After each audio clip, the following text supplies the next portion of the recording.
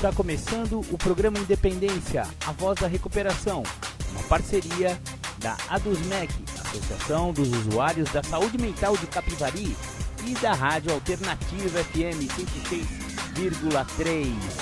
Honestidade, boa vontade, mente aberta, recuperação e sobriedade. Com vocês, Marco Melo.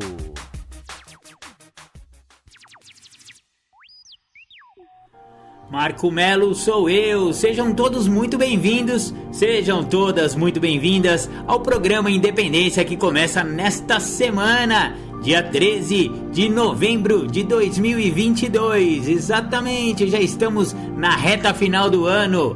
Muito legal você aqui com a gente, obrigado pela audiência. Hoje o programa Independência vai falar a respeito de um assunto que eu acho bastante importante, principalmente com esse negócio da proibição / legalização da cannabis, exatamente, da maconha. O programa Independência da semana passada falou sobre narcotráfico e ali eu fiz uma pequena explanação a respeito da opinião do programa Independência em relação à legalização da cannabis. A cannabis recreativa, não omitimos nosso parecer, acho que precisamos fazer mais pesquisas, precisamos discutir isso no âmbito da sociedade, porém a legalização da parte medicinal da maconha, o programa Independência e eu, Marco Melo, sou totalmente a favor, porque é uma substância que pode, são substâncias, né? E não só da maconha, também podemos extrapolar para outras substâncias que possam ser extraídas de outras plantas que hoje em dia são ilegais. Mas hoje falaremos especificamente de uma substância chamada canabidiol, CBD. É uma das 400 substâncias químicas encontradas, né? Canabinoides encontrados na planta da cannabis sativa, na planta da maconha, e ela se mostrou com grande potencial de medicinal. Tem algumas doenças que podem ser amenizadas, ainda precisa fazer muito estudo a respeito de alguma possível cura que essa substância pode trazer. Porém, a proibição da maconha acaba empacando muitos estudos a respeito do canabidiol, e eu acho que deveria ser agilizado, como em outros países um pouco mais evoluídos e com a mente um pouquinho mais aberta, existe muito mais estudo. Vamos falar bastante sobre essa questão aí, mas antes, porém, vamos começar o programa Independência com aquela do The Flanders, Um Dia Perfeito. Voltamos com o programa Independência, você ouviu The Flanders, Um Dia Perfeito, aquela música que sempre iniciamos o programa Independência porque ela dá uma pequena cutucadinha, uma pequena puxadinha na orelha daquele alcoólico que pensa que não é alcoólico. Exatamente, ele está nos mecanismos de defesa da doença do alcoolismo, chamado negação. A negação é a parte da doença que diz que eu não tenho doença. Então, é meio para dar uma chacoalhada aí, e a galera pegar e começar a olhar para si mesmo e descobrir se tem ou não problema com álcool, se não está ficando um pouco exagerado esse seu beber, esse negócio de toda hora que churrasco que tem, enche a cara, tem que comprar 1, 2, 3 caixas de cerveja, porque você quer, porque eu gosto e tal. Esse negócio de eu bebo porque eu quero e paro quando eu puder, é muito perigoso, muitas pessoas acabam se lascando com esse negócio aí. Mas estamos aqui hoje para falar do canabidiol. Antes, porém, eu vou rodar a vinhetinha que eu gravei aí a respeito das redes, para você seguir a gente em todas as redes de podcast, em todas as redes sociais. Maravilha, maravilha, já já a gente volta. Você que ouve o programa Independência, convido a ouvir pelas plataformas de podcast. O programa Independência está no mixcloud.com/programa Independência. Estamos no anchor.fm/Marco-Melo.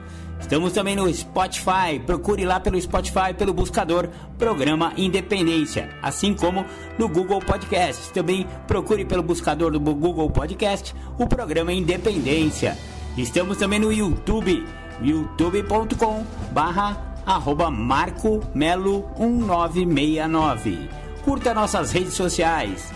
O programa Independência está no facebook.com/programa.independência e no instagram.com/programa facebook.com/programa.independência. Curta também as redes sociais de Marco Melo, facebook.com/marco.melo.1969 ou então no Instagram, instagram.com/marcoacmelo69. Entre em contato com a gente, programa.independência@gmail.com ou então pelo WhatsApp 11 99675 2115. Legal! Esses foram então todos os contatos nas plataformas de podcast e nas redes sociais aí do Programa Independência de Marco Melo. Eu também tenho o meu site oficial, se você quiser contratar Marco Melo como jornalista, como designer gráfico, como diagramador, ghostwriter, enfim, as várias coisas que eu faço no campo da comunicação visual e da comunicação. Você pode entrar lá em contato comigo através e também ver meu portfólio, ver as coisas aí de Marco Melo em marcomelo.com.br. Exatamente, site oficial do Marcão. Cola lá, dá um rolê no meu site ali, de repente entrar em contato com os irmãos. Qualquer coisa é só mandar um zap zap. Maravilha, maravilha. Hoje vamos falar do canabidiol. Porém, primeiro eu vou... saiu essa semana, né? Aquela polêmica entre Casagrande e o Neymar. O Neymar acabou se tornando um cara muito mente fechada em relação à dependência química. Eles trocaram farpas aí nas redes sociais e dessa forma eu estou do lado... Eu e o Programa Independência estamos do lado do Casagrande nessa contenda, porque o Neymar, ele não tem a mínima noção do que é a dependência química, e debochar a respeito de dependência química é muito babaca. Ele foi um babaca. Então o Neymar, ele curte o post debochando o Casagrande e se debochando da dependência química, e o comentarista da Globo rebate assim, ó: perversidade. Dependência química é uma doença grave. Qualquer deboche é perversidade. Pessoas como vocês, preconceituosas, são absolutamente pobres de espírito. Não importa quanto dinheiro ou poder tenham, diz um trecho do texto escrito por Casagrande em resposta a Neymar. Após ser alvo de críticas públicas de Walter Casagrande Jr., o jogador Neymar curtiu um post que debocha do colunista do UOL Esporte, fazendo menção ao histórico de luta contra a dependência química do ex-jogador. Para variar, o craque Casagrande metendo o nariz onde não deve. Ele quer que a seleção brasileira vire pó. Isso não está cheirando nada bem. Que triste fim de carreira, diz o post publicado pelo perfil do humorista Joaquim Teixeira. Durante live do UOL Esporte na manhã da segunda-feira, dia 7, antes da convocação do técnico Tite para a Copa do Mundo, Casagrande fez críticas à postura de Neymar fora dos campos. Abre aspas, ele, Neymar, precisa decidir se ele vai ser jogador de seleção brasileira ou celebridade. Se ele decidir ser jogador, é um grande passo. Agora, se ele se decidir pintar o cabelo e se jogar no chão para chamar a atenção, igual fez em 2018, pular quando alguém encosta nele, não vai dar em nada, disse. Diante da forte repercussão da curtida de Neymar, Casagrande respondeu ao jogador em texto de sua coluna no UOL Esporte com o título: Dependência química é uma doença grave, qualquer deboche é perversidade. Abre aspas. Não me surpreende de forma alguma quando uma pessoa como Neymar curte um post com estas perversidades, preconceitos e grosserias. Ele já demonstrou diversas vezes ser uma pessoa que não tem a mínima preocupação com o próximo. Nunca incentivou a vacinação. Além de ter muito dinheiro, não se mexeu para ajudar as pessoas de Manaus durante a pandemia, enquanto estavam morrendo por falta de oxigênio. Não gastou um centavo para comprar um tubo de oxigênio, como fez o Richarlison, por exemplo. Organizou festas em plena pandemia, escreveu Casagrande em sua coluna. Continuando a fala do Casagrande. As críticas que faço ao Neymar sempre foram em cima de fatos, nunca usando qualquer tipo de problema pessoal que ele tenha. Portanto, Neymar, se a sua intenção for me causar algum mal emocional, mostrando todo o seu lado preconceituoso, isso não aconteceu. Eu tenho Cristo no meu coração e não é o mesmo que você diz ter. Pessoas como vocês, preconceituosas, são absolutamente pobres de espírito, continuou o ex-jogador. Então, políticas à parte, na verdade, realmente, aquela piadinha que o Neymar acabou republicando, né, do humorista, tirando sarro do Casagrande, nada contra tirar sarro, tá, gente? Aqui no programa Independência, a gente com muito humor tira muito sarro aqui, né? A respeito até da doença, mas sempre num clima de respeito, porque a gente respeita muito a doença da adicção, a doença do alcoolismo, a doença da dependência química, né, galera? Agora, ficar tirando baratinho aí, ainda mais um formador de opinião, que nem o Neymar, olha, lamentável. Neymar, vai estudar. Sabe o que você pode fazer, Neymar? Ouça o programa Independência. Temos mais de 166 programas lá nas nossas plataformas de podcast. Vá lá, dê uma ouvida no programa e entenda um pouco mais sobre a doença da dependência química. Maravilha, maravilha. Vamos ouvir uma musiquinha e já já a gente volta com mais programa Independência.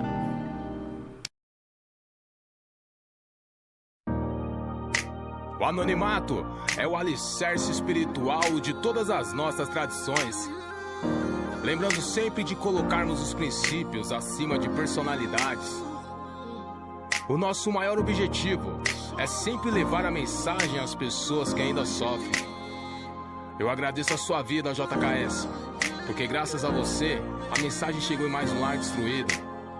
Em mais uma vida dominada pelo uso abusivo e compulsivo das drogas e do álcool. Só por hoje, eu aprendi a lutar contra essa doença, ainda que seja um dia de cada vez. Só por hoje eu tenho a certeza que Jesus Cristo é a pessoa mais importante da minha vida. Glória a Deus. Só por hoje eu posso me apoiar em vocês, meus companheiros, até que eu possa caminhar sozinho. Mas não foi nada fácil. Colei, fiquei um tempo firmão, só não tinha percebido honestidade, mudança de comportamento, atributos pra poder ficar limpo. Foi só me achar forte, rapaz, pra liberar o inimigo, o monstro que vive dentro de mim, que a todo momento tem que ser combatido. Lá estava eu outra vez, tragando um pouco mais da morte, esquecendo tudo que havia aprendido, a minha impotência falando mais forte. Ainda não, isso ou aquilo tinha me acontecido, bem pior de onde parei. Como posso ter permitido alguém aí? Será que pode me escutar? Alguém aí? Por favor, vem me ajudar. Eu lá trancado, cercado com tendência suicida. O telefone toca, eles dizem que alguém da minha família manda subir. Me tirar daqui sozinho eu não consigo. Vou voltar pros companheiros, só por hoje fica limpo. Que dor terrível, só agora percebo, não vale a pena. Progressivo, incontrolável, não tem cura essa doença. É hoje que vou te resistir, vou te rejeitar. É hoje que você vai ver que não pode me dominar. Fui seu escravo até ontem, só que hoje vai mudar. Não vou fazer mais mal pra mim só por hoje. É hoje que vou te resistir, vou te rejeitar. É hoje que você vai ver que não pode me dominar. Fui seu escravo até ontem, só que hoje vai mudar. Não vou fazer mais mal pra mim só por hoje.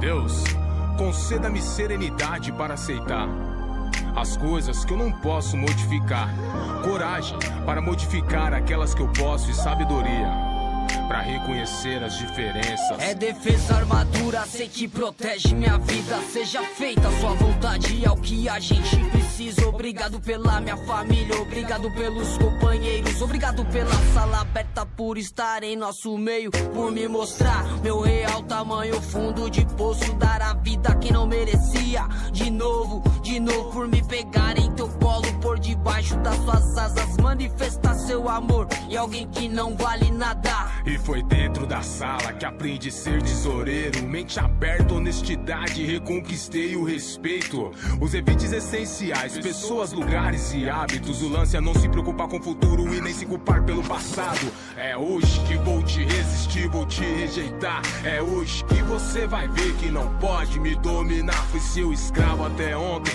só por hoje vai mudar. Não vou fazer mais mal pra mim, só por hoje, só por hoje. É hoje que vou te resistir, vou te rejeitar. É hoje que você vai ver que não pode me dominar. Fui seu escravo até ontem, só que hoje vai mudar. Não vou fazer mais mal pra mim, só por hoje. Me ajuda, oh Deus, a andar nos teus caminhos. Me ajuda, oh Deus, a ser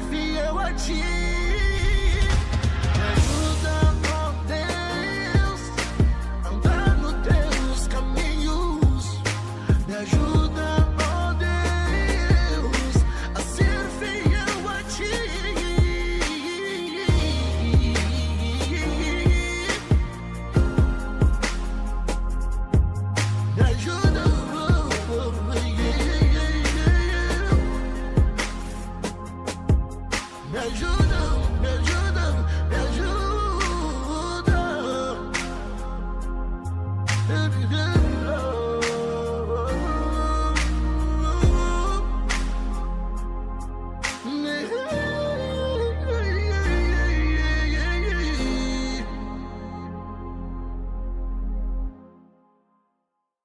Legal, você ouviu o rapzinho da recuperação, pessoal do NA aí arrebentando nesse rap, muito legal. Bom, voltamos então agora com o programa Independência e vamos entrar já na nossa questão do dia de hoje. Exatamente, hoje vamos falar sobre canabidiol. Canabidiol, né, como eu já falei, o CBD é uma das 400 substâncias, né, mais de 400 substâncias químicas canabinoides encontradas na cannabis sativa e que constitui grande parte da planta, chegando a representar mais de 40% de seus extratos. Diferente do principal canabinoide psicoativo na maconha, o tetrahidrocannabinol, o canabidiol não produz euforia nem intoxicação. Canabinoides têm seu efeito principalmente ao interagir com receptores específicos nas células do cérebro e do corpo. É o tal do receptor CB1, encontrado principalmente nos neurônios e em células gliais em várias partes do cérebro. Esse receptor é encontrado principalmente no sistema imune. Os efeitos eufóricos do THC são causados pela sua ativação dos receptores.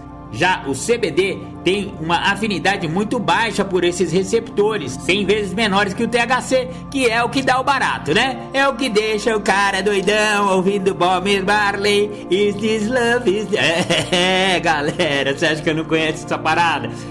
Só que o canabidiol, ele não tem efeito psicotrópico, ele não dá barato. E quando ele se liga a esses receptores cerebrais, ele produz muito pouco ou nenhum efeito psicotrópico.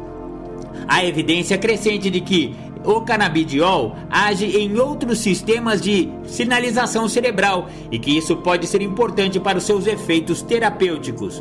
No Brasil, o canabidiol já pode ser prescrito por médicos psiquiatras, neurologistas e neurocirurgiões, em receita especial de 2 vias. Em 2015, a Anvisa remanejou a substância para a lista C1 do controle especial, fazendo com que a mesma deixasse de fazer parte da lista de substâncias proibidas proscritas. Estudos clínicos rigorosos ainda são necessários para se avaliar o potencial clínico do canabidiol para condições específicas. Entretanto, pesquisas pré-clínicas, incluindo culturas celulares e modelos de animais, têm mostrado que o canabidiol tem diversos efeitos e que podem ser úteis terapeuticamente. Primeiro efeito que estão estudando a respeito do canabidiol: efeitos anticonvulsionantes. Inúmeros estudos durante as últimas 2 décadas ou mais relataram que o canabidiol tem atividade anticonvulsionante, reduzindo a severidade de convulsões em modelos animais. Além disso, houve vários estudos de caso e relatos anedóticos sugerindo que o canabidiol pode ser efetivo no tratamento de crianças com epilepsia resistente a medicamentos. No entanto, apenas houve alguns pequenos ensaios clínicos randomizados que examinaram a eficácia do canabidiol como tratamento para epilepsia. 3 dos 4 estudos relataram resultados positivos, incluindo a diminuição da frequência de convulsões. No entanto, os estudos sofreram falhas de design significativas, incluindo falha na quantificação completa da frequência basal de ataque, análise estatísticas inadequada e falta de detalhes suficientes para se avaliar e interpretar adequadamente os achados. Portanto, as informações atualmente disponíveis são insuficientes para tirar conclusões decisivas sobre a eficácia do canabidiol como tratamento para epilepsia. Uma recente revisão concluiu que há necessidade de uma série de ensaios devidamente projetados de alta qualidade e adequadamente conduzidos. Pessoal, eu vou fazer um parênteses aqui, porque é o seguinte, né? Você viu que a Anvisa, desde 2015, começou a abrir portarias para que a substância canabidiol possa ser usada e prescrita por psiquiatras, etc e tal. Acontece que, como a maconha é proibida, não existe a possibilidade. Tinha uma empresa aqui no Brasil que fazia o canabidiol a partir da maconha. Tinha uma licença, mas pelo que me disseram, essa licença foi cassada. Agora, para você conseguir, eu tenho uma amiga que tem um filho que tem problemas neurológicos e que o tratamento com o canabidiol estava sendo assim super bacana, super funcional, estava funcionando pra caramba no menino. E aí, ela, depois que essa empresa perdeu a licença e não pode mais produzir canabidiol aqui no Brasil, ela tem que importar. Eu acho que custa 10 vezes mais caro. E a gente nunca sabe qual é a procedência desse canabidiol. Muitos canabidióis que você compra aí no mercado, principalmente no mercado negro, ele tem índice de THC junto, ou seja, você vai dar para criança que tem problema neurológico, epilético, ou sei lá mais qual é o problema. E aí o moleque vai ficar com baratão, vai ficar bem doido ouvir Bob Marley, Is This Love? Sem brincadeira, isso é sério. Você não pode dar pra criança a maconha recreativa, né? A maconha que dá barato, THC. Então, para você ter um canabidiol de confiança, você tem que fazer uma extração muito científica. Porque o canabidiol não dá barato, galera. A verdade é essa. Aquela substância que dá barato é THC. E não pode ter teor de THC no medicamento à base de canabidiol. Essa que é a pegada. Então, o Brasil facilitou por um lado, mas dificultou por outro. Eu acho que deveria ser muito mais estudado. Empresas fazerem o canabidiol a partir, ou seja, poder cultivar a maconha certa, o pé certo, com qualidade, em ambiente controlado, tudo controlado pela Anvisa, etc e tal, para poder extrair a medicação canabidiol da maconha sem ter THC, entendeu? Porque senão, mano, você vai começar a deixar a galerinha muito doida, né? Ou então, como acontece lá na Califórnia, os caras pegam uma receitinha lá pra poder fumar maconha e ficar muito louco, só que não é por causa do canabidiol, né, galera? Então, essa questão é muito séria e deveríamos discutir isso melhor. Eu acho que a legislação deveria ser repensada e deveria ter, assim, outras diretrizes a respeito. Vamos continuar com os efeitos do canabidiol em doenças, né, que estão sendo estudadas. Efeitos neuroprotetores e anti-inflamatórios. O CBD também tem demonstrado ter propriedades neuroprotetoras, tanto em culturas celulares quanto em modelos animais de diversas doenças neurodegenerativas, incluindo, olha só que legal, galera, mal de Alzheimer, derrame, excitotoxicidade por glutamato, esclerose múltipla, mal de Parkinson e neurodegeneração causada por abuso de álcool. Olha aí que engraçado, hein?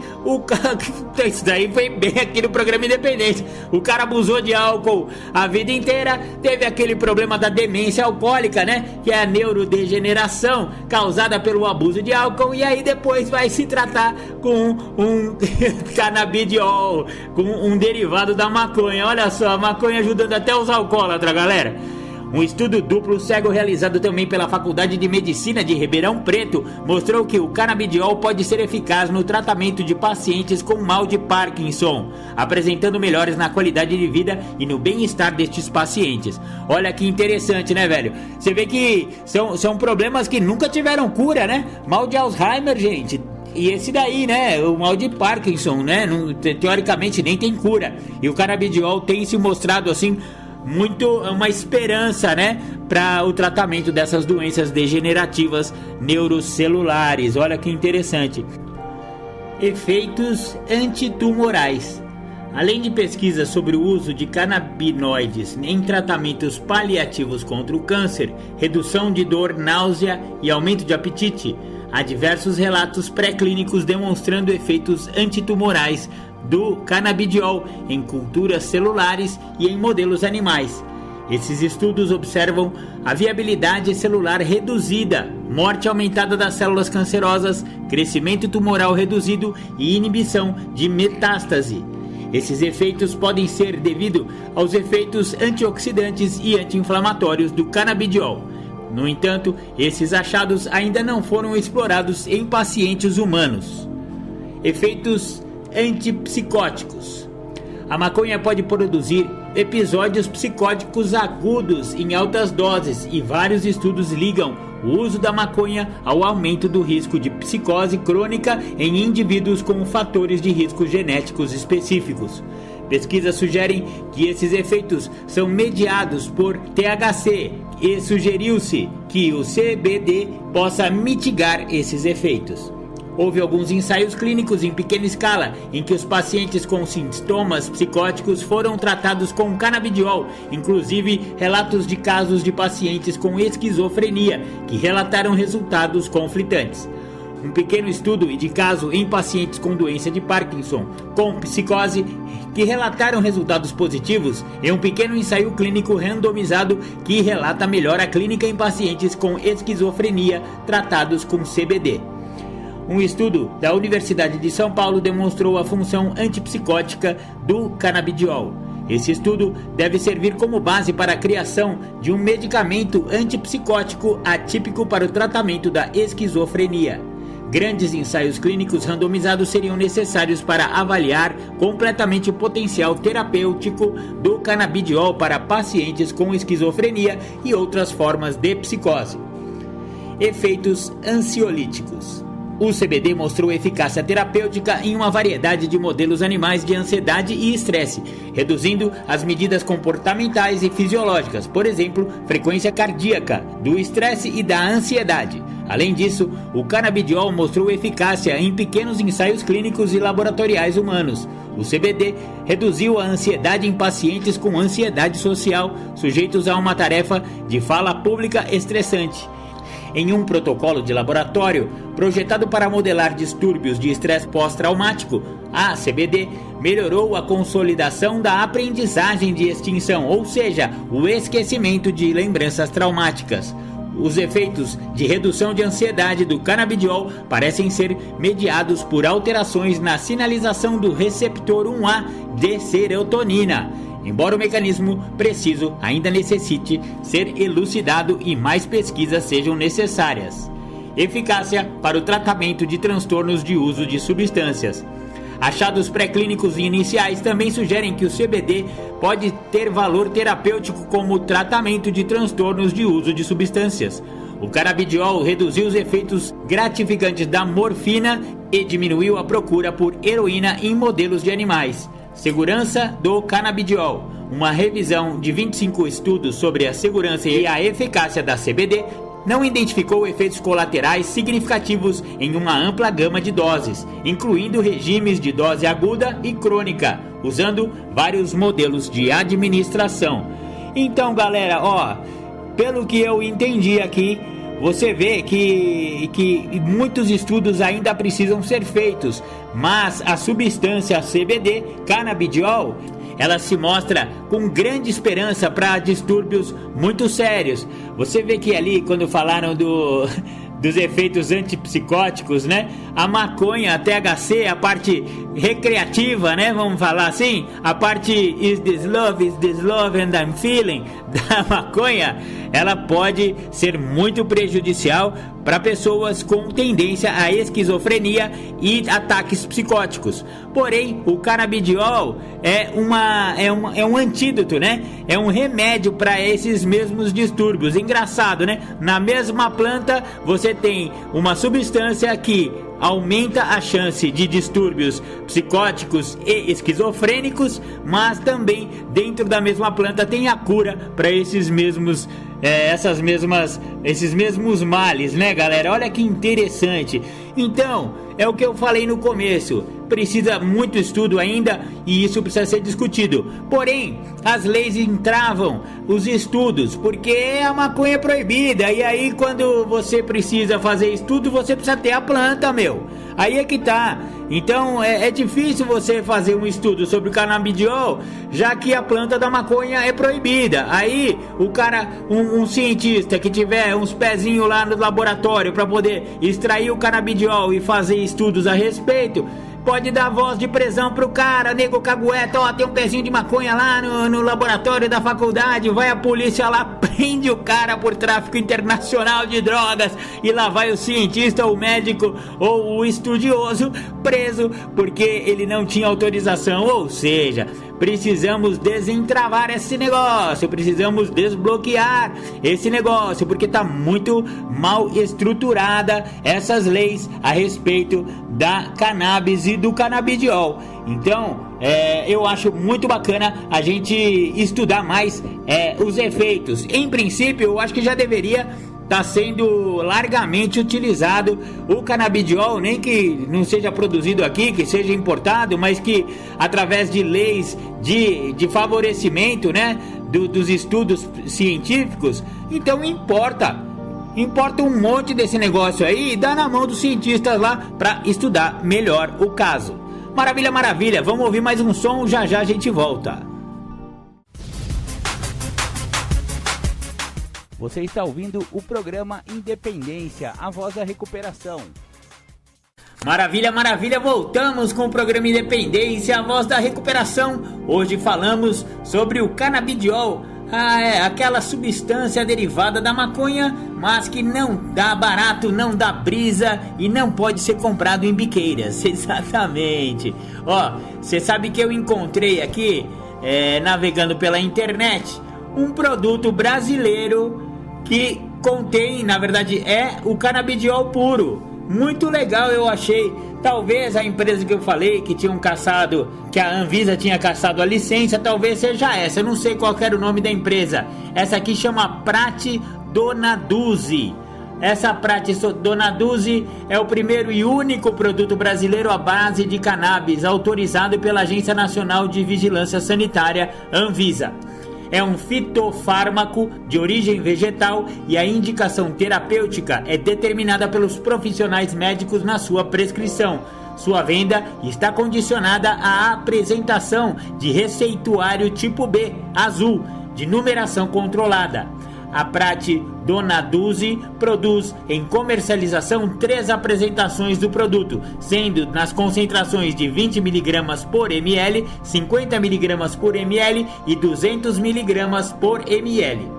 Os produtos são apresentados ao consumidor em forma de solução oral em frascos de 30 mg. As diferentes concentrações ampliam a acessibilidade ao tratamento para diferentes patologias. Legal! Então você vê que já sim tem um remédio, né? Uma medicação baseada em canabidiol liberada aí pela Anvisa. Só que eu não sei como que é o sistema aqui de entrega e tal, mas parece que é uma luz no fim do túnel. Se o médico receitar a receitinha azul, você já pode comprar aqui pelo site desses caras aqui. Chama pratidonaduzzi.com.br. Vocês podem conectar ali que você vai ter mais informações a respeito do canabidiol e de como comprar canabidiol legalmente aqui pelo Brasil. Maravilha! Aliás, já que estamos falando de legalidade do canabidiol, tem uma resolução do CFM que restringe o uso terapêutico do canabidiol. Resolução do Conselho Federal de Medicina, publicado no Diário Oficial da União na sexta-feira, dia 14, que fala sobre a restrição do uso terapêutico do canabidiol. No Senado, vários projetos de lei discutem o tema, como várias PLs aqui que tem os números todos. Isso daqui é um artigo da jornalista Yara Farias Borges. Muito bacana, vamos ver um pouco a respeito desta restrição. O uso terapêutico do canabidiol foi reduzido pelo Conselho Federal de Medicina. A decisão foi publicada no Diário Oficial na sexta-feira, dia 14, como eu já falei, blá blá blá. Segundo a resolução do Conselho, os médicos só poderão prescrever o canabidiol para 2 tipos de epilepsia, ficando proibido o uso do produto para outras doenças, bem como da planta in natura ou outros derivados dela para uso medicinal. O canabidiol é um dos derivados da cannabis sativa, popularmente conhecida como maconha. De acordo com esse conselho, a decisão foi tomada com base em revisões científicas sobre as aplicações terapêuticas citadas em publicações entre 2020 e 2022. Também foram recebidas contribuições de mais de 300 médicos de todo o país que apontam resultados positivos em síndromes convulsivas, mas negativos para outros casos clínicos. O uso medicinal do canabidiol e outros subprodutos da maconha é discutido em diversos projetos de lei no Senado. Um deles, do senador Eduardo Girão, do Podemos cearense, obriga o SUS, Sistema Único de Saúde, a fornecer medicamentos com canabidiol como único princípio ativo. No entanto, Girão é contrário à proposta de discussão na Câmara, que viabiliza a comercialização de medicamentos que contenham extratos, substratos ou partes da planta. Abre aspas, eu entrei com um projeto de lei para fornecer gratuitamente pelo SUS para as famílias que precisam, que hoje tem que importar e não tem condições de fazer, já que a epilepsia refratária é algo que a ciência já mostrou que tem resultado para diminuir as crises das crianças com epilepsia e adultos também, mas a gente precisa de muita responsabilidade. Fecha aspas. Falando de sua experiência pessoal durante a discussão de ideia legislativa transformada em projeto de lei que permite o aproveitamento amplo da planta, a senadora Mara Gabrilli, do PSDB de São Paulo, disse que muitas famílias dependem da substância para tratar doenças graves. Eu quebrei o pescoço e tive a oportunidade de fazer a reabilitação fora do Brasil, e eu me trato com cannabis medicinal. Eu consegui manter minha saúde. A gente precisa de mais amor e menos preconceito, porque a dor do brasileiro não é diferente da dor do cidadão de Israel, do cidadão da Austrália, do americano, do alemão e de todos os outros países. Porque o Brasil tem que ir na contramão se 40 países já decidem legalizar a cannabis medicinal? No mundo, várias doenças já são tratadas com terapias à base de cannabis, a exemplo de transtornos do espectro autista, depressão, epilepsia, câncer, dor neuropática e Parkinson. Entre os projetos em discussão no Senado também estão do senador Flávio Arnes, da Rede Paraná, que prevê a produção, controle, fiscalização, prescrição e a importação de medicamentos de cannabis para fins medicinais, e o proveniente da ideia legislativa para descriminalizar o cultivo da planta para uso pessoal terapêutico. Muito legal! Essa daí foi a jornalista Iara Faria Borges em um artigo sobre a resolução do Conselho Federal de Medicina. Você vê que realmente o canabidiol ele está cada vez mais sendo discutido no âmbito da legislatura, né? Parece que várias PLs, né, vários projetos de lei estão tramitando no Senado e na Câmara para que esses usos medicinais de canabidiol e outros derivados da maconha possam ser legalizados e aí, enfim, né, até disponíveis no SUS, né? Ia ser muito legal. E você vê que realmente aqui no Brasil, como sempre na contramão do universo, né? O Brasil gosta de ser o teimosão do mundo. A gente só liberou o canabidiol para alguns tipos de epilepsia, mas você vê que tem muitas outras moléstias que também podem ser tratadas com o canabidiol. Façamos pressão para que aqui no Senado Federal e na Câmara dos Deputados sejam tramitadas essas leis votadas. Vamos fazer a pressão popular para que pessoas com doenças sérias que podem ser amenizadas ou curadas com esses derivados da cannabis possam finalmente chegar aí na rede municipal de saúde ou então, né, nas farmácias, etc e tal. Muito bacana. Agora, a respeito... no outro bloco do programa, no primeiro bloco do programa, aquele texto todo que eu disponibilizei para você está disponível lá no Wikipedia. wikipedia.org/canabidiol, tá ok? Se vocês quiserem saber a íntegra do texto. Maravilha! Os deputados, né? Vamos falar um pouco de deputados, entidades e pacientes que apoiam o uso medicinal do canabidiol. O Conselho de Medicina recebe sugestões pela internet sobre o assunto até dia 23 de dezembro. Olha que legal, pessoal! Se você quiser participar dessa discussão a respeito da legitimação e da legalização de componentes medicinais da cannabis, entre eles o canabidiol, você pode entrar em contato lá com o Conselho Federal de Medicina e mandar lá e-mail pra galera. Eu ainda não achei o e-mail, se eu achar eu passo aqui pra vocês, tá, gente? É legal. Então até dia 23 de dezembro, próximo mês, mais um mês e pouco, vocês podem mandar aí sugestões, opiniões a respeito pro Conselho Federal de Medicina. Entidades especialistas e pacientes deverão participar de consulta pública aberta pelo Conselho Federal de Medicina sobre o uso terapêutico do canabidiol. A iniciativa foi discutida na quarta-feira, dia 26 do mês passado, em reunião técnica da Comissão de Defesa dos Direitos das Pessoas com Deficiência na Câmara dos Deputados. A deputada Tereza Nelma, do PSD, coordenadora da Frente Parlamentar no Congresso Nacional em Defesa das Pessoas com Deficiência, criticou decisões recorrentes do CEFM e recomendou a participação popular na consulta pública. É preciso haver uma grande mobilização para evitar retrocessos, disse a parlamentar.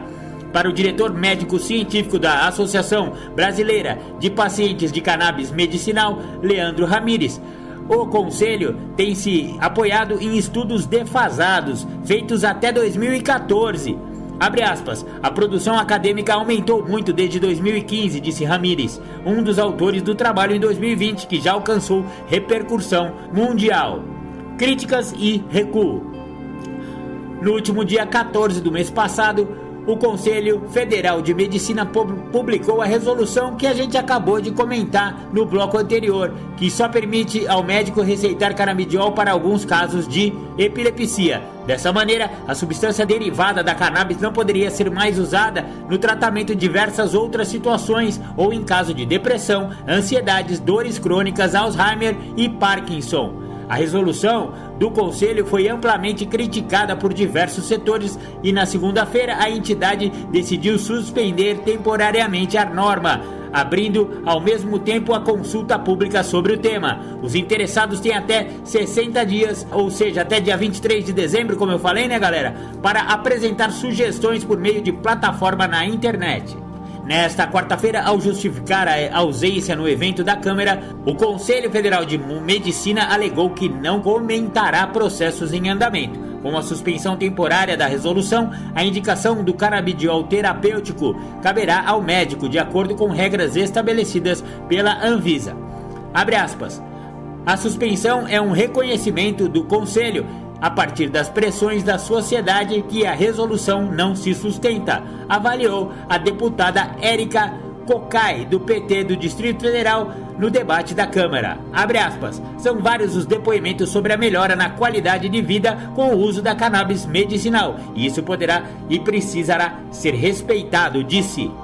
Propostas de tramitação. Até esta quarta-feira passada, dia 26, foram apresentadas na Câmara dos Deputados 6 propostas para tentar sustar a decisão do Conselho Federal de Medicina. Esses textos ainda serão despachados para análise nas comissões permanentes. Então, tem vários projetos de lei, de vários números aqui, diversos, falando sobre essa resolução que a gente acabou de falar no bloco anterior. Então, aquilo que a gente falou, que eles pediram para... Eles voltaram atrás, né, galera? Vamos falar real. Eles tinham falado que só podia prescrever para aqueles 2 casos lá de epilepsia, não sei o que lá. Só que aí teve pressão dos legisladores, teve pressão da população, das pessoas que necessitam desses tratamentos em diversas outras doenças, se não a medicina, se não a epilepsia, né, galera? E aí eles voltaram atrás. E aí abriu essa discussão que pode ser mandado através do site do Conselho até dia 23 de dezembro. Se você quiser participar dessa briga, eu mesmo já vou entrar lá logo mais para ver esse negócio e vou inflamar lá. Porque eu acho que é muito importante pessoas se tratarem com essas medicações, esses medicamentos tão modernos, né? E essa nova visão sobre o canabidiol. Maravilha, maravilha! Hoje teremos a volta de Bruno Góes, exatamente, meu amigo Bruno Góes voltou com as suas lives semanais. Vai lá no YouTube, no meu canal Marco Melo 1969, e eu vou botar lá o link também pro canal do Bruno Góes. Inclusive vai ter lá este programa de hoje, que vamos, após os intervalos, mostrar para vocês. E temos também hoje uma temática inédita do Júlio César vai falar bastante sobre um tema inédito. Confiram após os intervalos. O programa Independência Canabidiol vai ficando por aqui, Maravilha, maravilha, muito obrigado pela audiência. Sigam-nos nas nossas redes, sigam-nos nas nossas plataformas de podcast, no YouTube, no Esquimbal A4. Eu vou passar aqui de novo a vinheta falando sobre os nossos canais de comunicação. Fiquem com Deus, agradeço imensamente pela sua participação. Pode mandar um zap pro Gordelo que eu respondo todos. Grande abraço, grande beijo no coração. Tchau, tchau. Você que ouve o programa Independência, convido a ouvir pelas plataformas de podcast. O programa Independência está no mixcloud.com/programa Independência. Estamos no anchor.fm/Marco-Melo. Estamos também no Spotify, procure lá pelo Spotify, pelo buscador Programa Independência, assim como no Google Podcast. Também procure pelo buscador do Google Podcast o Programa Independência. Estamos também no YouTube, youtube.com/MarcoMelo1969. Curta nossas redes sociais. O Programa Independência está no facebook.com/programa.independência e no instagram.com/programa.independência. Curta também as redes sociais de Marco Melo, facebook.com/marco.melo.1969 ou então no Instagram, instagram.com/marcoacmelo69. Entre em contato com a gente, programa.independência@gmail.com ou então pelo WhatsApp 11 99675 2115.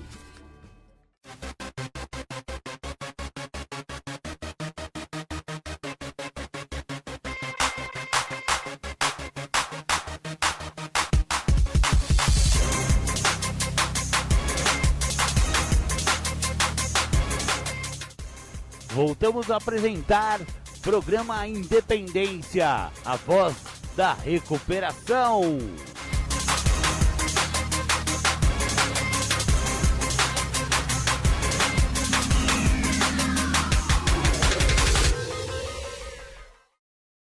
Sejam todos muito bem-vindos.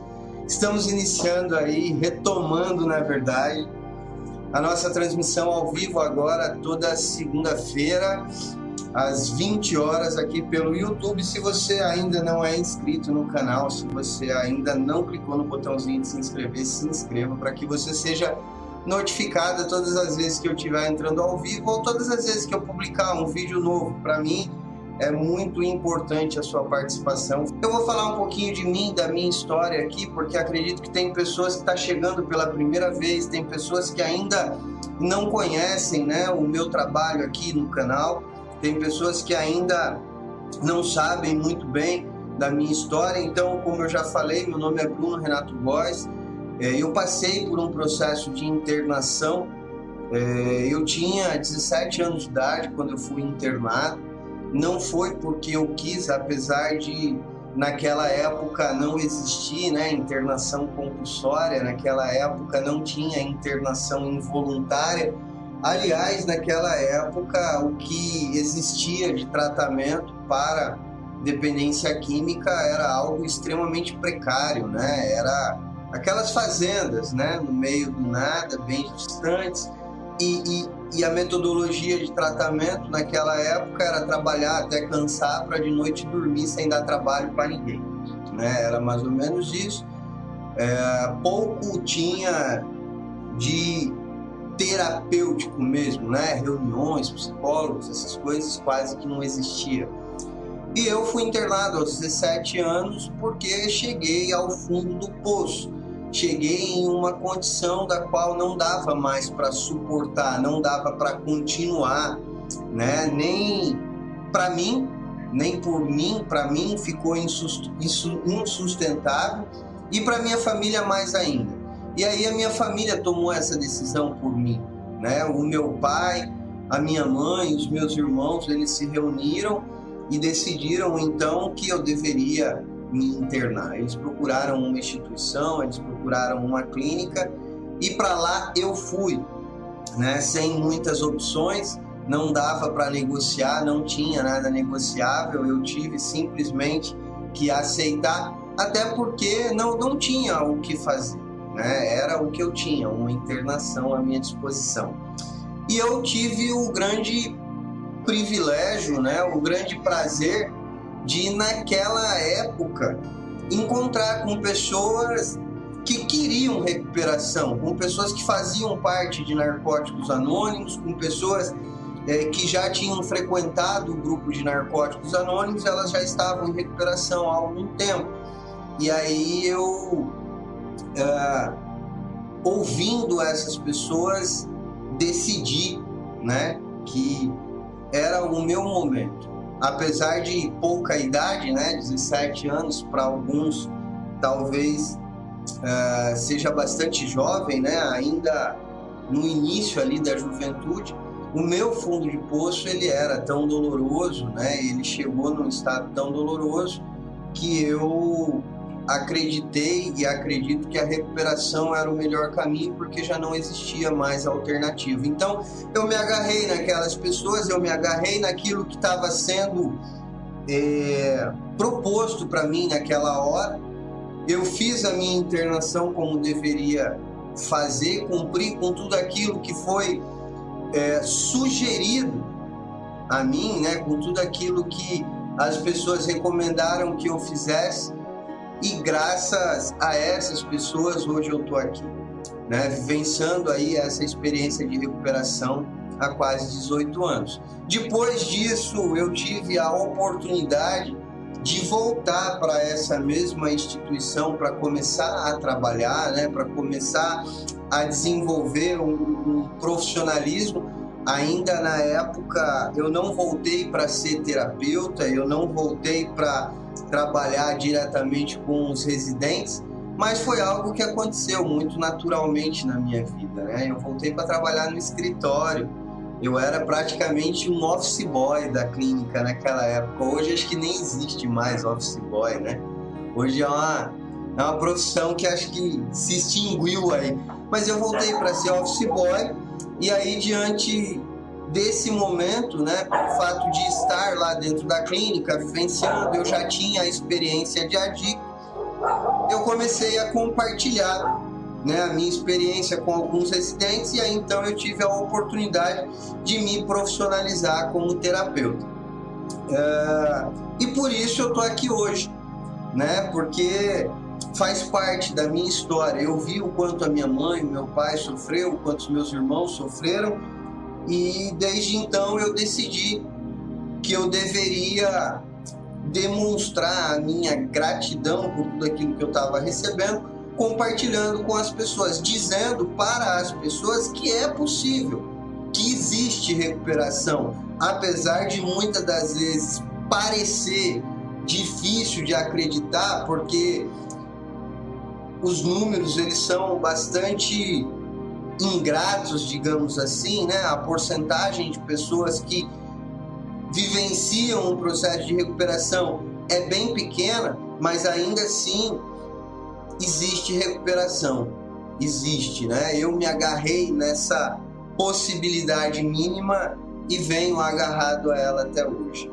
Por isso eu estou aqui, porque eu sou muito grato àquelas pessoas que cuidaram de mim, que me auxiliaram, que me ajudaram, que compartilharam comigo experiências, que cuidaram da minha família, que disseram para minha família que tudo iria dar certo, que daqui a pouco toda aquela turbulência iria passar, né? Então, eu não poderia simplesmente pegar tudo isso e guardar para mim.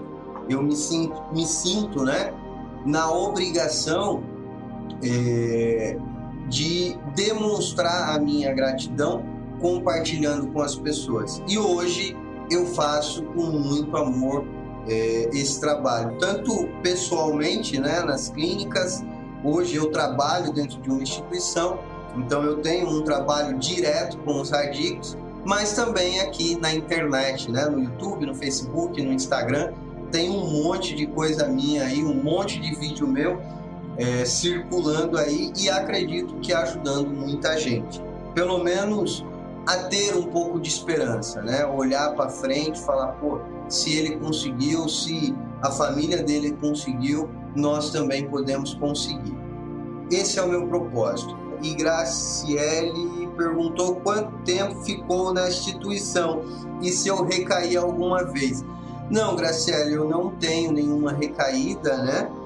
Eu nunca experimentei uma recaída, não sei qual é a dor da recaída, até porque eu ouvia as pessoas me dizendo que depois que recai é muito mais difícil para voltar, e em alguns casos, algumas pessoas acabam se viciando em recair, né? E aí eu fiquei com muito medo disso. Não, eu não posso.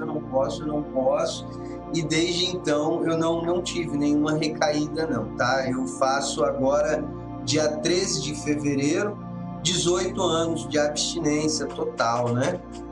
Graciele, olha só, com relação à insegurança, eu parto de um princípio muito simples. Eu acredito que o melhor caminho, né, para eu desenvolver um relacionamento de confiança, o melhor caminho para eu desenvolver um relacionamento de confiança é a honestidade.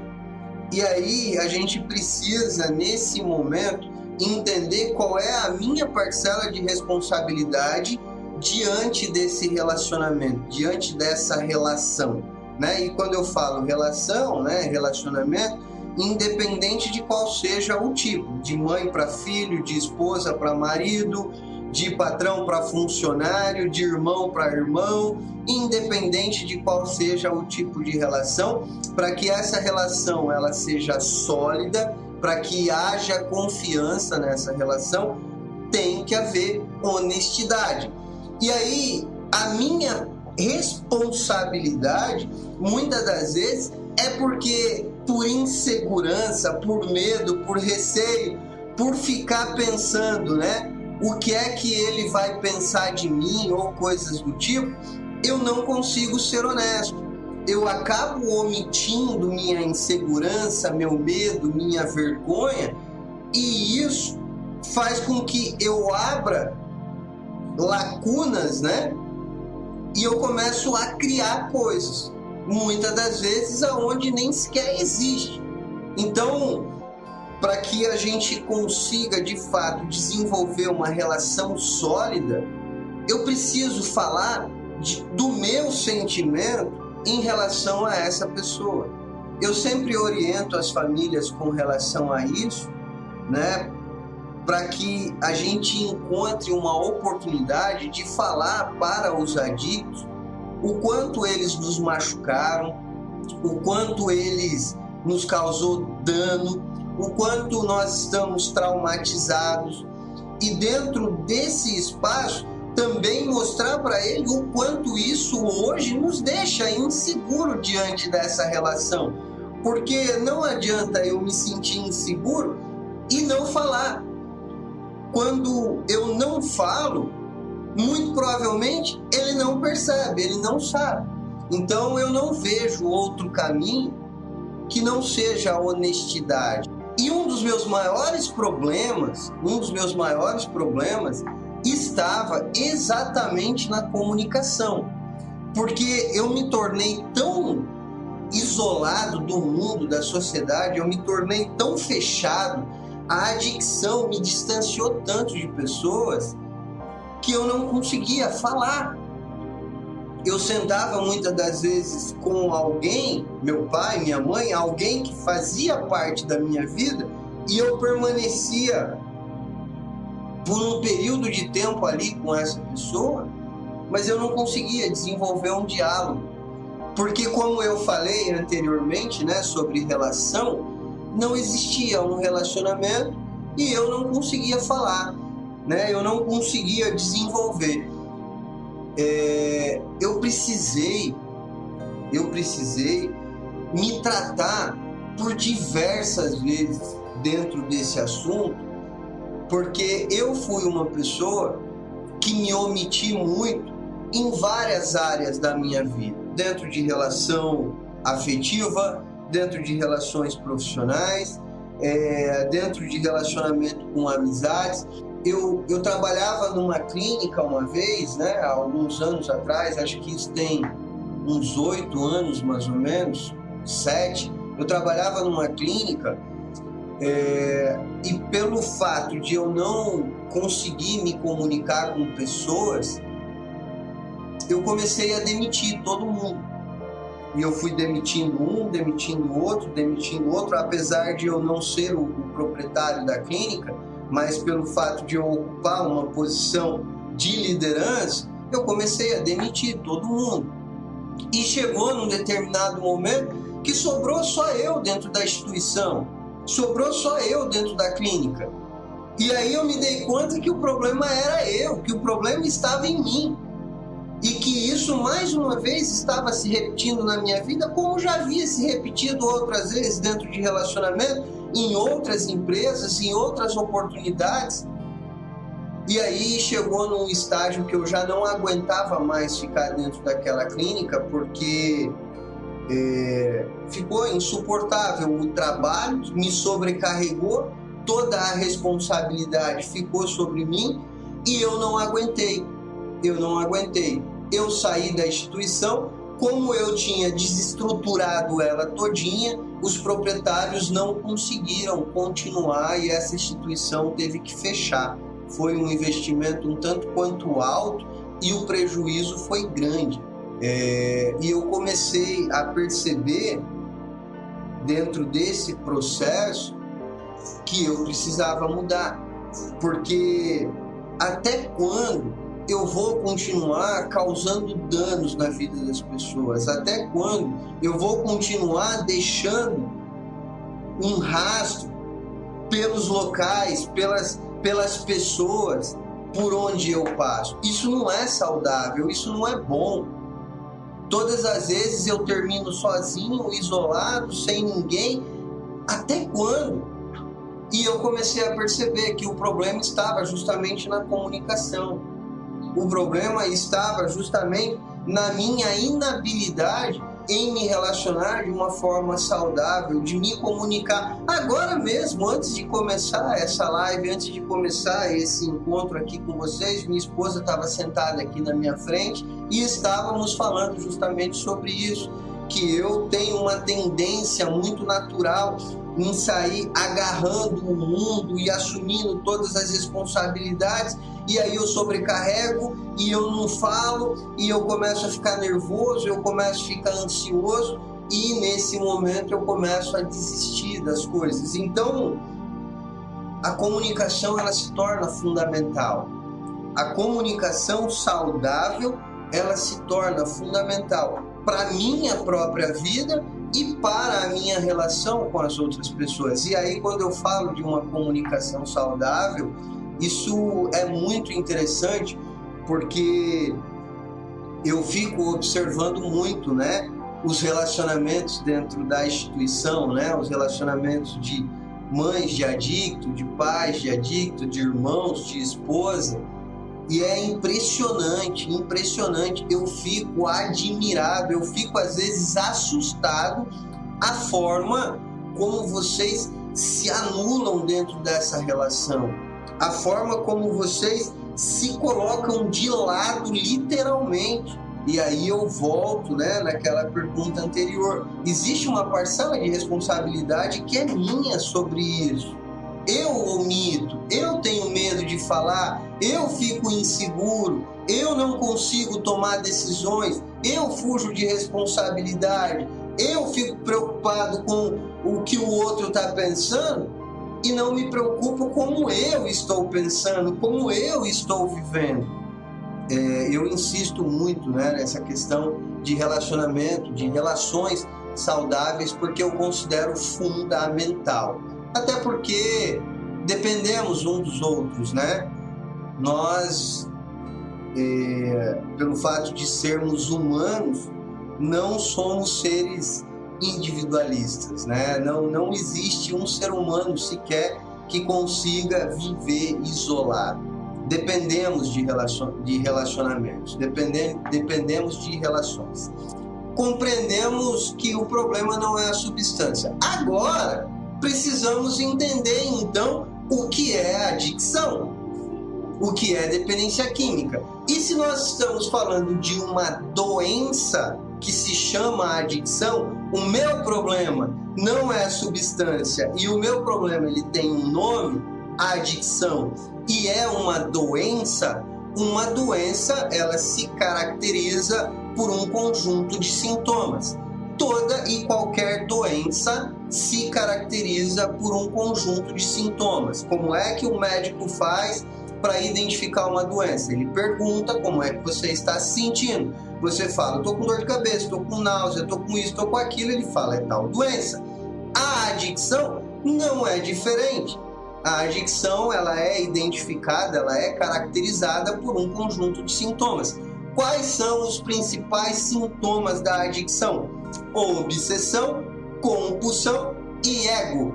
Obsessão é um fluxo inesgotável de pensamento, aquele pensamento que não para, repetitivo. É aquela pessoa que só fala de um determinado assunto, não consegue perceber que o assunto da mesa é outro. É o cara que só fala daquilo. Ele está obcecado por aquele assunto. Obsessão, uma das características da adicção. Segunda característica, compulsão. E por que é que existe a compulsão? A compulsão ela existe porque o indivíduo obcecado, um indivíduo que pensa muito sobre uma determinada coisa, ele só pensa naquilo e não alcança, não realiza, logo ele se torna um indivíduo ansioso, vazio. E pelo fato de ser ansioso, vazio, ele precisa preencher essa ansiedade de algum modo. E aí aparece a compulsão. O que é então a compulsão? A compulsão é a repetição doentia excessiva de um determinado comportamento ou o consumo de algo em excesso. A compulsão é quando eu repito por diversas vezes um determinado comportamento de uma forma excessiva, de uma forma doentia. Lá na clínica, por exemplo, a gente observa com muita facilidade a compulsão. Tira a droga do indivíduo, ele ganha 10 quilos, 15 quilos, 20 quilos. Ah, Bruno, é porque ele estava desnutrido, é porque ele não se alimentava direito quando ele usava droga. Não! É porque a compulsão que ele tinha pela droga migrou, foi para uma outra área, porque a comida também dá prazer e satisfação de forma imediata, assim como a droga. É óbvio, com bem menos intensidade, mas sim, dá prazer e satisfação. Imagina só, um prato de feijoada, para quem gosta muito de feijoada, daquele tamanho assim, arrozinho, vinagrete, aí o cara come aquela feijoada, depois de comer dá aquela sensação de satisfação, relaxamento, então gera prazer e satisfação. A tendência é que o indivíduo obsessivo se torne também compulsivo. Então essa é a segunda característica da nossa doença, é o segundo sintoma da nossa doença. Qual é então o terceiro sintoma? Egocentrismo. O que é o egocentrismo? O egocentrismo é quando eu perco o contato com a realidade. É eu no centro, é eu prevalecendo sempre. A única coisa que importa sou eu, nada mais, nada menos do que eu. O único interesse é por mim. Os meus desejos, as minhas vontades é que prevalecem. Não importa o que o mundo pense sobre isso, o que prevalece sou eu. Isso é o ego. Então, da onde vem o ego? O ego vem como consequência, o ego vem como consequência de um indivíduo que é obsessivo e compulsivo. É muito fácil da gente entender. Um indivíduo que é obsessivo, ele pensa muito, logo ele se torna vazio, e pelo fato de estar vazio, ele precisa de prazer e satisfação para preencher esse vazio. Então ele se torna compulsivo. Como ele se torna compulsivo, ele perde cada vez mais o contato com a realidade, porque fica difícil sustentar a compulsão e ao mesmo tempo perceber que existem pessoas ao meu redor. Eu tenho que fazer uma escolha. Ou é a minha compulsão, ou é o meu desejo, ou é aquilo que está ao meu redor. E o indivíduo que está obsessivo compulsivo, ele anula aquilo que está ao seu redor. Então perceba, que eu estou falando de um conjunto de sintomas e que esse conjunto de sintomas não tem nada a ver com substância. Ah, Bruno, mas todos os adictos são usuários de drogas. Sim, é uma verdade. Todos eles chegam até um tratamento porque se descontrolou no uso de drogas. Óbvio.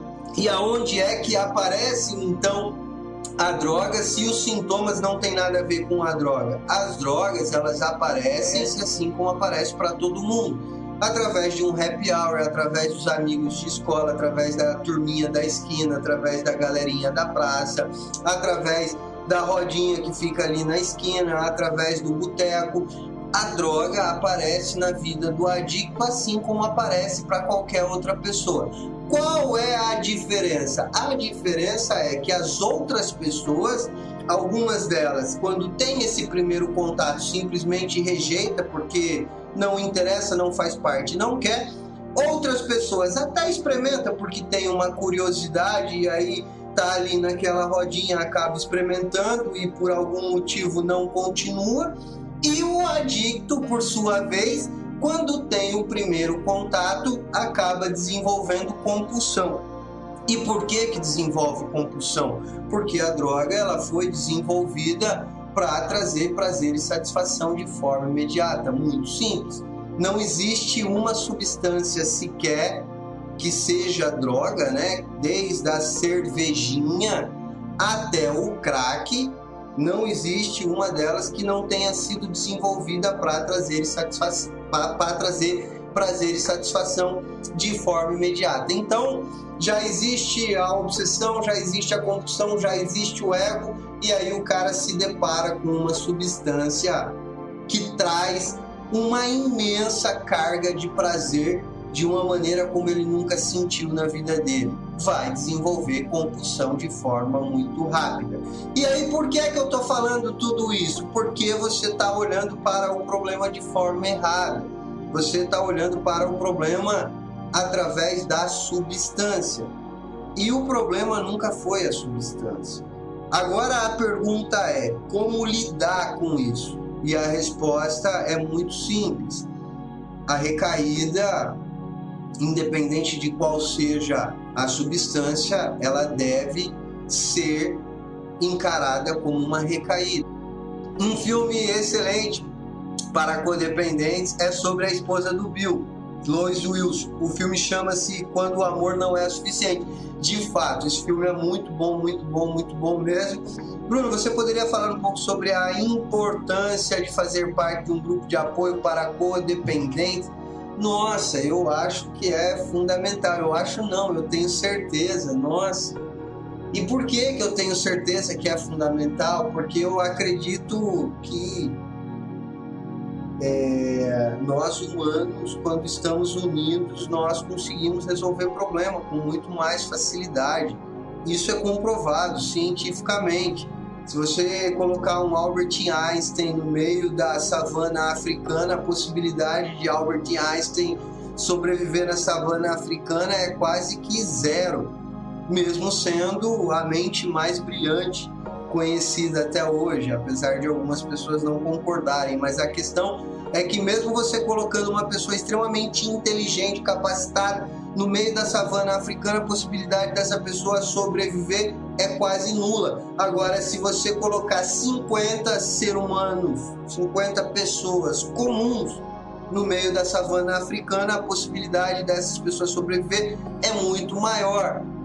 A nossa existência comprova isso. Não somos a espécie mais forte, não somos a espécie maior, não temos os maiores dentes, não temos as maiores garras, não somos os mais rápidos, mas nós temos algo que as outras espécies não têm.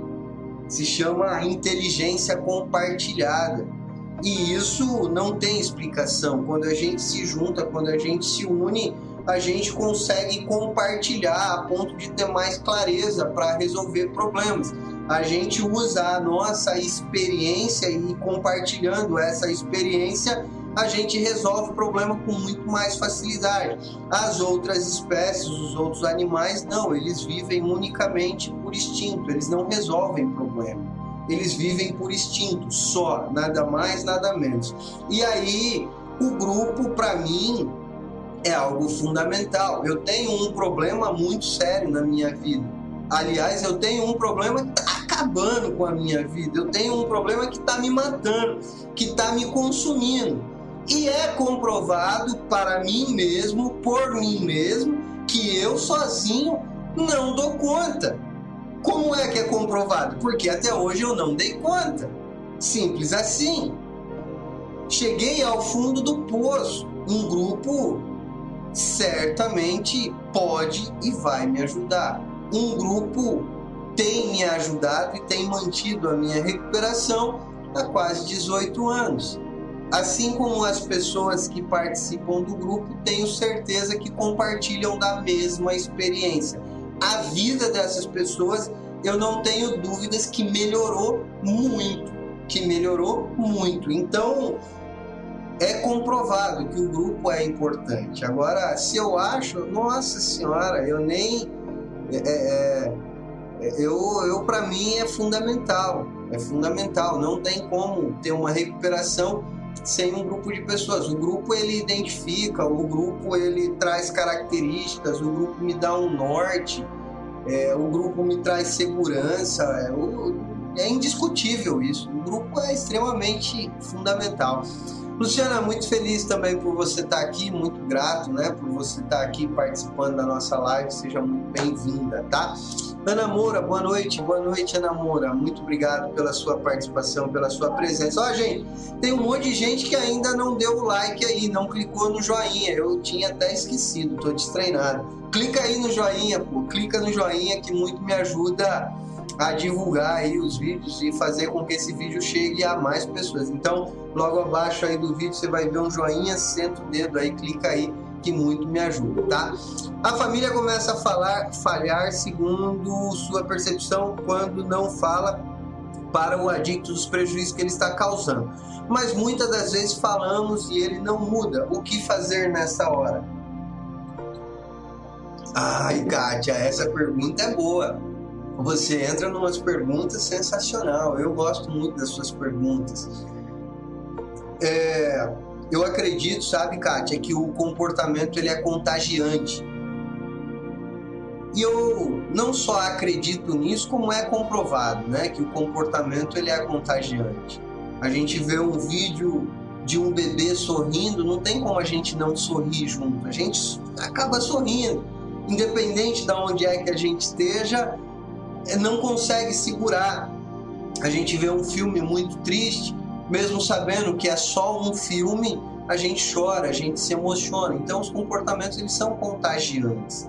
E aí quando chega num estágio, sabe, aonde eu falo e o adicto ele se distanciou tanto da realidade que ele perdeu essa comunicação. Não existe mais uma comunicação verbal, não existe mais um diálogo, eu não consigo chegar até ele através de um diálogo.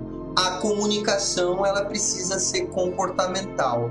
Não tem outro jeito que não seja através de uma comunicação comportamental. Como é que funciona essa comunicação comportamental? Como é que eu ajudo então o outro adicto? Como é que eu ajudo o adicto através dos meus comportamentos? Aí entra um detalhe muito importante. Primeiro, eu preciso entender que eu também preciso mudar a minha maneira de me comportar, porque a grande mudança ela vai acontecer quando eu parar de olhar só para o adicto e começar a olhar para mim. Há uma tendência muito natural do codependente em enxergar o adicto como o problema e não olha para a sua própria vida. Não vai mais no salão de beleza, não vai mais cortar o cabelo, não vai mais passear, não tem mais amigos, não participa mais de festas de família, não tem mais relacionamento social, vai se isolando, a chegar a um ponto que se isola tanto quanto o adicto. Se anula do mundo e esquece de se cuidar. Então, quando chega nesse estágio, né, quando chega nessa condição, nessa situação de se anular a ponto, né, de não conseguir mais se perceber e agora precisa ajudar o adicto, eu preciso começar a me ajudar primeiro. Eu preciso voltar a fazer coisas que eu deixei de fazer, eu preciso começar a me colocar como prioridade, eu preciso começar a mudar a minha vida, porque quando eu começo a fazer essas coisas, não tem como o outro não perceber. Não tem como. Quando ele chegar em casa e a comida que sempre está pronta, esperando ele lá, não estiver pronta, ele vai perceber que tem alguma coisa de errado.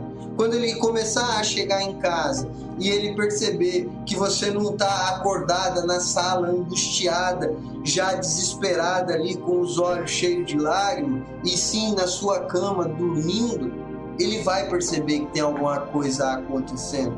Quando você disser para ele assim, ó, nunca mais eu faço isso, e você cumprir, porque você está preparada para cumprir, talvez pela primeira vez você consiga falar, ó, não vou te dar dinheiro, e de fato não dar dinheiro, ele vai perceber que tem alguma coisa mudando. Então eu acredito que quando a gente chega num estágio que falar não resolve mais, eu já tentei sentar e conversar, eu já tentei falar de uma forma mais amorosa, já tentei falar de uma forma mais ríspida, já tentei brigar, não existe mais, perdeu essa conexão, o único caminho é a mudança de comportamento. Sabe, o que mais prejudica nessa hora é quando eu falo e eu não cumpro. Porque se já perdeu essa comunicação através da fala e eu ainda não cumpro aquilo que eu falo, aí fica pior ainda.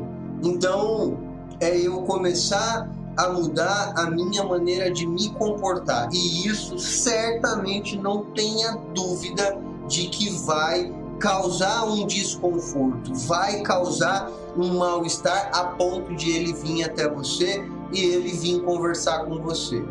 Um segundo ponto que eu acho assim fundamental quando a gente fala desse estágio é eu começar a estabelecer regras que eu vou cumprir.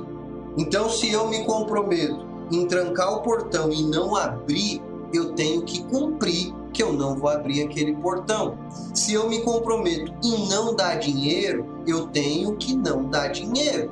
É começar a estabelecer um ambiente aonde eu me sinta seguro e pare de me prejudicar, porque eu preciso de um espaço minimamente seguro aonde eu possa pelo menos recomeçar a minha vida para que então eu possa ajudar o outro, né? Então eu acredito que quando chega nesse estágio, o melhor caminho é o comportamento para que eu possa criar, né, um ambiente, um espaço seguro para mim mesmo, para eu me cuidar, criar uma estrutura dentro desse processo. Agora eu estou melhorando emocionalmente, agora eu consigo pensar com um pouco mais de clareza, agora eu consigo organizar a minha vida, agora eu consigo resolver os meus problemas.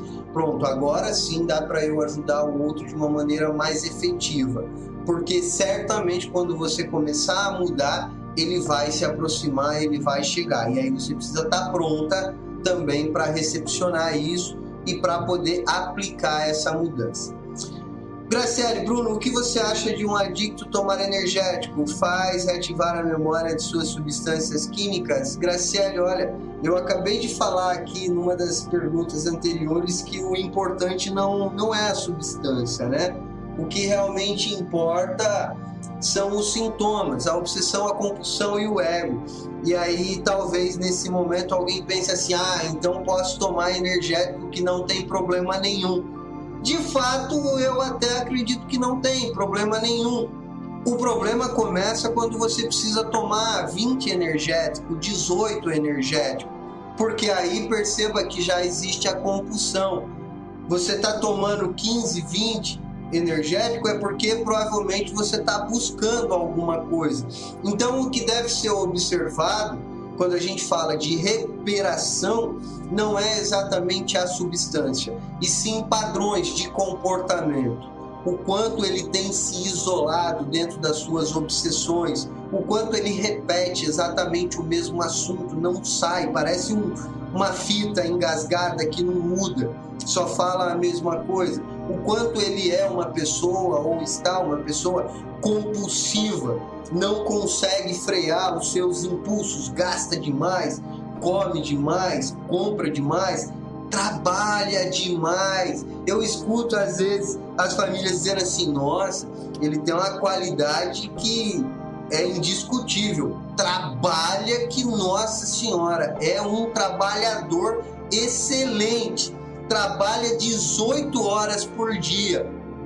E aí do lado de cá eu fico só pensando: isso se chama compulsão, isso não é qualidade não, isso é problema. Ele fica 18 horas dentro do trabalho porque ficar dentro do trabalho traz mais recursos do que ficar dentro de casa. Por isso que ele fica 18 horas dentro do trabalho, porque ele precisa de recursos. O nome disso é compulsão, não é qualidade não, pô.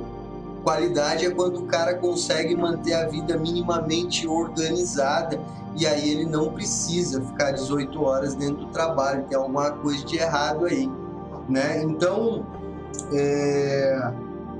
muito mais importante do que o energético, né? Algumas pessoas vão falar de outras coisas, né? Outros tipos de substância. Muito mais importante do que o energético é observar os padrões de comportamento, tá? Observe os padrões de comportamento. Isso é fundamental, sim. Bruno, no momento meu marido está internado, mas sempre achei ele meio obcecado por mim. Isso seria amor ou doença? Ué, Jéssica, se você acha ele meio obcecado, me parece ser um pouco adoecido isso. Se ultrapassou aquela fronteira ali do que é saudável, né? Se tornou um peso, se tornou desconfortável, se tornou torturante até às vezes, é adoecimento. E aí, Jéssica, pode estar ocorrendo a transferência, a substituição, né? Deixou de existir a compulsão pela droga e aí vem a compulsão pelo relacionamento, a obsessão pelo relacionamento. O que é muito comum dos adictos é o sentimento de posse, de propriedade. É muito comum dos adictos. Eles começam um relacionamento e tem o outro como se fosse propriedade deles, né? O outro tem que viver em função deles. E por que que isso acontece? Porque o adicto, ele se tornou uma pessoa vazia. E pelo fato de ser uma pessoa vazia, ele precisa que o outro esteja completando ele o tempo todo. Ele precisa que o outro diga para ele que ele é importante, ele precisa que o outro diga que ama ele para ele se sentir amado, ele precisa que o outro diga para ele que ele é um cara legal para ele se sentir legal. Ele precisa o tempo todo que alguém esteja completando ele. E aí ele toma posse, né? Ele transforma isso numa prioridade, numa propriedade. Então, é muito comum isso acontecer, tá, Jéssica? Muito, mas muito comum mesmo. E aí a tendência é ir para um extremo, né? Sobe, sobe, sobe, sobe, sobe. Daqui a pouco começa a descer. Muito cuidado para você não alimentar isso. Tenta ajudá-lo, mostrando para ele o quanto isso te sufoca, o quanto isso te deixa desconfortável, o quanto isso te faz mal, né? Divida com ele, compartilhe com ele, seja honesta com ele, para que ele entenda que essa obsessão está fazendo mal. Meu irmão começou a tomar energético até chegar na cerveja. Pois é, eu sempre falo para as pessoas, olha só, o problema não é o energético, o problema é a intenção pela qual o cara está tomando energético. Por que que ele está tomando energético? Qual é a necessidade dele tomar energético? O que que ele está buscando? É que nem o cara que, não, eu estou em recuperação, então agora eu vou tomar cerveja sem álcool. Como assim? Para mim não faz sentido nenhum. Para mim não tem lógica, não tem coerência o cara ir tomar cerveja sem álcool. Por quê? Qual é o propósito, né? Qual é o motivo que ele está indo tomar cerveja sem álcool? Não, tá errado, né? Se eu estou em recuperação, não faz sentido. Essa questão do energético, ela se torna um tanto quanto polêmica, porque o energético não é exatamente uma substância como o álcool, como as outras drogas ilícitas e tal. Então gera um pouco de polêmica, assim como acontece também com a nicotina, com o cigarro, né, com o tabaco, gera algumas polêmicas. Mas eu sou da opinião que eu considero muito mais importante observar os comportamentos e entender a razão, né? Por quê? Qual é o motivo? O que é que o cara está buscando quando ele vai tomar um energético? Isso tem que se perguntar, tá?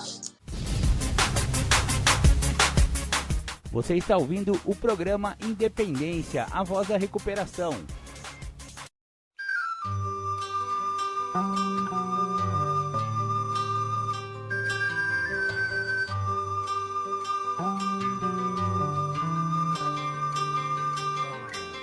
Tic-tac, o tempo vai passando e a gente aqui sentado só por hoje partilhando. Tic-tac, o tempo vai passando e a gente aqui sentado só por hoje partilhando. Chegar de dor, chegar de solidão, se o bicho pega eu vou no grupo União.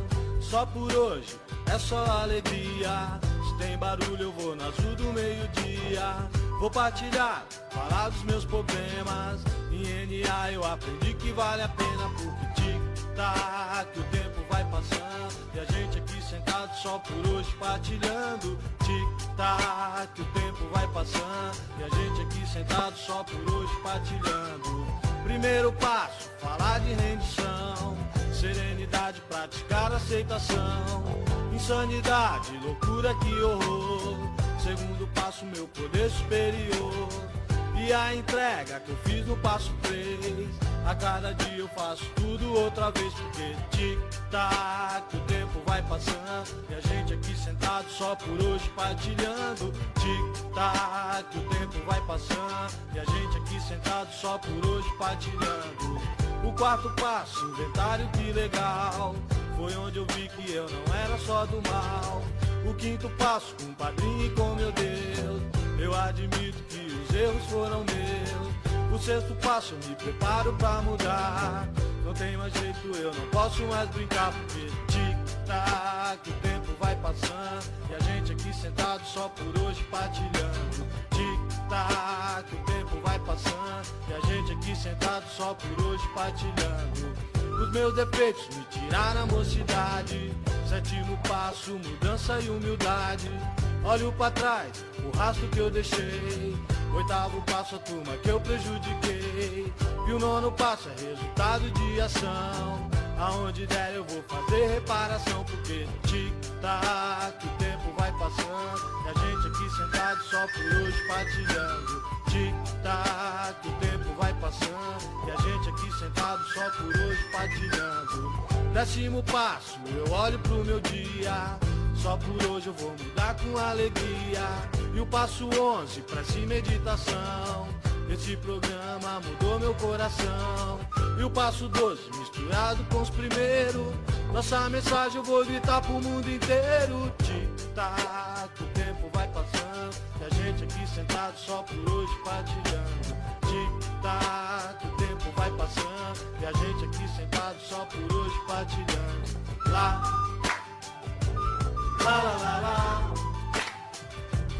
Lá, lá, lá, lá, lá, lá. Em NA. Lá, lá, lá, lá, lá. Lá, lá, lá, lá, lá, lá. Em NA. Luciana Lopes, meu filho acha que não é uma boa voltar a morar comigo após a internação. Não sei como orientá-lo. Meio complicado isso, sabe, Luciana? Eu acho que tem que ser avaliado aí muitos fatores. Muitos fatores. Como assim não é bom morar comigo? Não é uma boa voltar a morar comigo? Ele tem renda, ele tem condição de sustentar, ele tem uma casa, ele consegue se bancar, ele consegue resolver os problemas da vida dele, ele é uma pessoa responsável. ele consegue manter a vida dele minimamente organizada para morar só? Se a resposta for não, eu acredito que é um grande problema deixar uma pessoa como essa sozinha.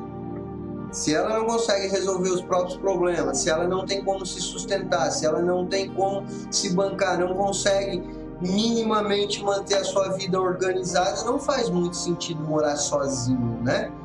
Então, eu acredito até que essa é uma boa conversa para você ter com ele, por exemplo, num dia de visita. Eu não sei como funciona muito bem a clínica onde ele está internado, né, nas ligações, enfim. É uma boa conversa para você ter com ele. Como assim você quer morar só? Da onde vai vir o dinheiro? O que é que você vai fazer ao longo do seu dia? Quem é que vai pagar as suas contas? Qual é a casa que você vai morar? Se houver respostas que façam sentido para todas essas perguntas, ok, não vejo problema nenhum em ele não ir para sua casa. Agora, se não tem resposta, ele vai morar só, mas quem vai continuar pagando é você. Se ele vai morar só, mas quem vai financiar, patrocinar é a família, ele vai morar só, mas você vai ter que ir lá buscar a conta de água, porque senão ele não paga. Ele vai morar só, mas é você ou alguém que vai ter que ir no supermercado fazer compra e levar para ele, senão o armário fica vazio. Ele vai morar só, mas vai ter que alguém lá limpar a casa dele porque ele não limpa. Aí fica difícil, né? Eu acredito que é uma boa conversa para você ter com ele e talvez até fazer essas perguntas para ele. Você vai morar só e quem é que vai patrocinar? Isso o ajuda a ter mais clareza da realidade dele, pôr o pé no chão e se organizar melhor, tá?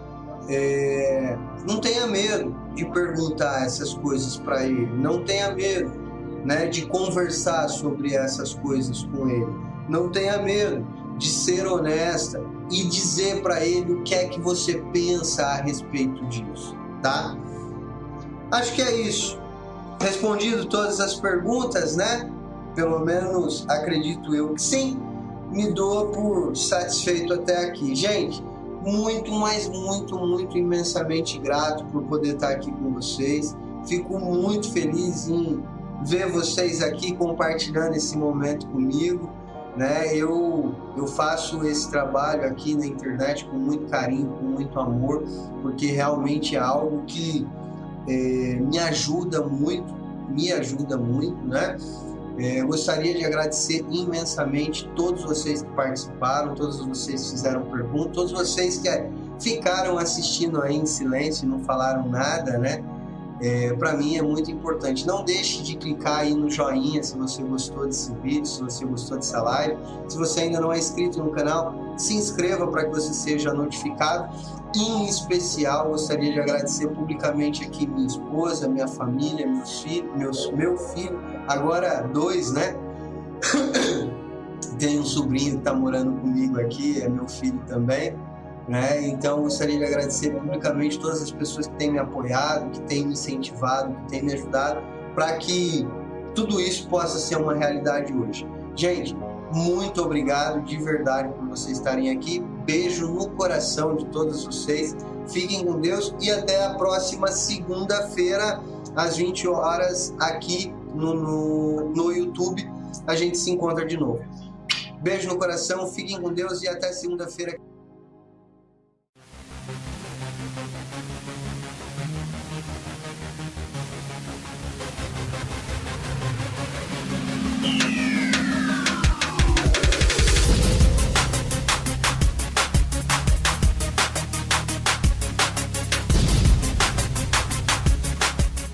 Você ouviu o programa Independência, a voz da recuperação, uma parceria da ADUSMEC, Associação dos Usuários da Saúde Mental de Capivari, e da Rádio Alternativa 106,3.